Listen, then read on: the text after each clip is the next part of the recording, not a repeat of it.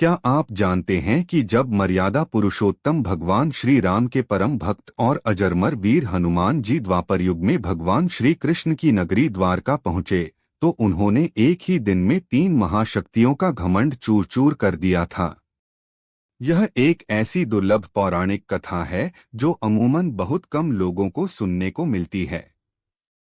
यह कहानी हमें सिखाती है कि भक्ति और सादगी के सामने संसार का बड़े से बड़ा वैभव और अहंकार कैसे पानी पानी हो जाता है। यह अद्भुत घटना तब की है जब भगवान विष्णु ने कृष्ण के रूप में अवतार लिया था और समुद्र के बीचों बीच भव्य चमकती हुई स्वर्ण नगरी द्वारका बसाई थी।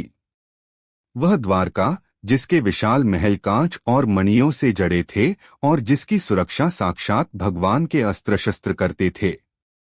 उस समय द्वारका के राजमहल में 3 बेहद पूजनीय पात्रों के भीतर धीरे धीरे एक सूक्ष्म अहंकार ने जन्म ले लिया था। पहली थी माता सत्यभामा, जो भगवान कृष्ण की पटरानी थीं और जिन्हें अपनी दिव्य सुंदरता और वैभव पर अपार घमंड था। दूसरे थे गरुड़ देव, जो साक्षात भगवान विष्णु के दिव्य वाहन यानी एक विशालकाय पवित्र पक्षीराज थे, जिन्हें अपनी असीमित उड़ान की गति पर घमंड था कि पूरे ब्रह्मांड में उनसे तेज कोई उड़ नहीं सकता।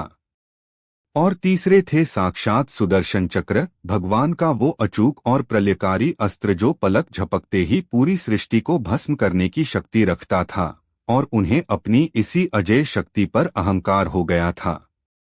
अंतर्यामी भगवान श्री कृष्ण अपने इन तीनों प्रियजनों का कल्याण करना चाहते थे, क्योंकि अहंकार भक्ति के मार्ग का सबसे बड़ा शत्रु है।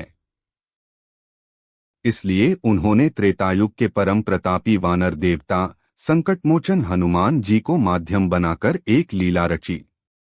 लीला की शुरुआत करते हुए भगवान कृष्ण ने विशाल पंखों वाले पक्षीराज गरुड़ को अपने पास बुलाया।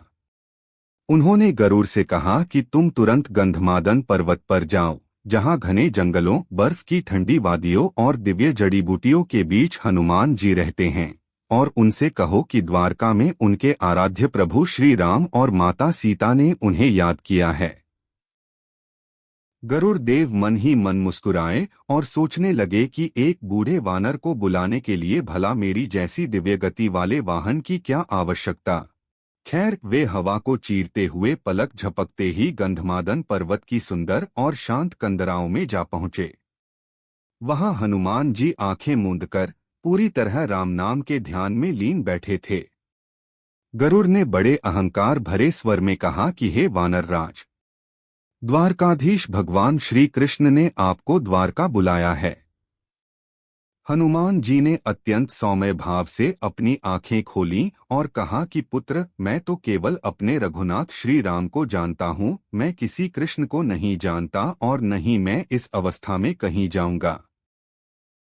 तब चतुर गरुड़ ने बात को घुमाया और कहा कि वानर राज, द्वारका में स्वयं आपके प्रभु श्री राम और माता सीता ही आपकी प्रतीक्षा कर रहे हैं।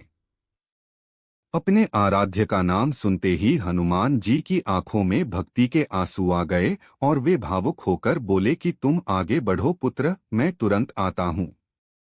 गरुड़ ने अभिमान से हंसते हुए कहा कि आप वृद्ध हो चुके हैं, मेरी पीठ पर बैठ जाइए, अन्यथा मेरी बिजली जैसी तेज रफ्तार का मुकाबला आप नहीं कर पाएंगे और आपको द्वारका पहुँचने में कई वर्ष लग जाएंगे। हनुमान जी ने मुस्कुराकर कहा कि तुम प्रस्थान करो गरुड़, मैं आ जाऊंगा। गरुड़ देव अपनी पूरी ताकत से बादलों को चीरते हुए आकाश में एक आंधी की तरह द्वारका की ओर दौड़े। उन्हें पूरा विश्वास था कि वे उस बूढ़े वानर से बहुत पहले पहुंचेंगे। लेकिन जैसे ही गरुड़ ने द्वारका की सीमा में प्रवेश किया और मुख्य राजमहल के भव्य स्वर्ण द्वार पर उतरे तो उनके होश उड़ गए। हनुमान जी वहां पहले से ही शांत मुद्रा में खड़े थे। गरुड़ देव का यह घमंड पल भर में टूट गया कि ब्रह्मांड में उनसे तेज कोई उड़ नहीं सकता। अभी गरुड़ संभल भी नहीं पाए थे कि तभी महल के मुख्य द्वार पर एक और घटना घटी। भगवान कृष्ण ने पहले ही अपने परम अस्त्र सुदर्शन चक्र को आदेश दे रखा था कि कोई भी बिना आज्ञा भीतर न आने पाए। जैसे ही विशालकाय हनुमान जी ने महल के भीतर कदम बढ़ाना चाहा, सूर्य की तरह चमकते हुए उग्र और प्रचंड सुदर्शन चक्र ने उनका रास्ता रोक लिया। चक्र ने अपने पूरे तेज के साथ घूमते हुए कहा कि वानर, पीछे हट जाओ, भीतर जाना वर्जित है। हनुमान जी ने अत्यंत विनम्रता से हाथ जोड़कर कहा कि मुझे मेरे प्रभु राम ने बुलाया है, मुझे अंदर जाने दो। लेकिन सुदर्शन चक्र अपने अहंकार में अंधा था और वह हनुमान जी पर प्रहार करने के लिए आगे बढ़ा। हनुमान जी ने एक क्षण भी नहीं गवाया।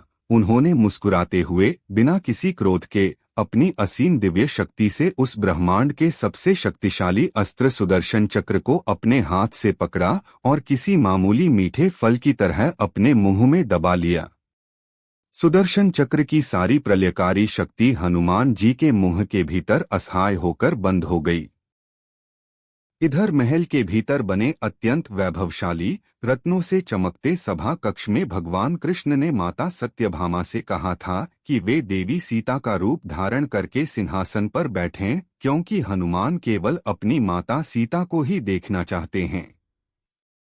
सत्यभामा ने बेहद कीमती आभूषण और रेशमी वस्त्र पहनकर खुद को संसार की सबसे रूपवान स्त्री समझते हुए गर्व से सिंहासन पर आसन ग्रहण कर लिया। जैसे ही हनुमान जी ने उस चमचमाते हुए दिव्य सभा कक्ष में प्रवेश किया, उन्होंने सीधे सिंहासन की ओर देखा।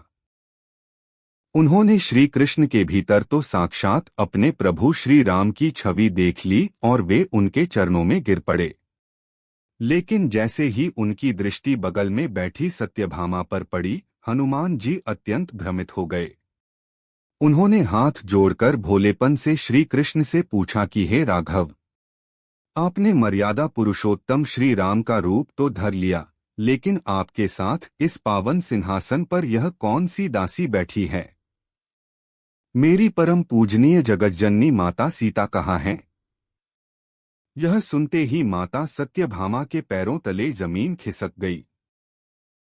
जिस रूप और सौंदर्य पर उन्हें ब्रह्मांड में सबसे ज्यादा घमंड था, उसे हनुमान जी की पवित्र और निश्चल आंखों ने साक्षात महालक्ष्मी स्वरूपा देवी सीता के सामने एक साधारण दासी के समान पाया।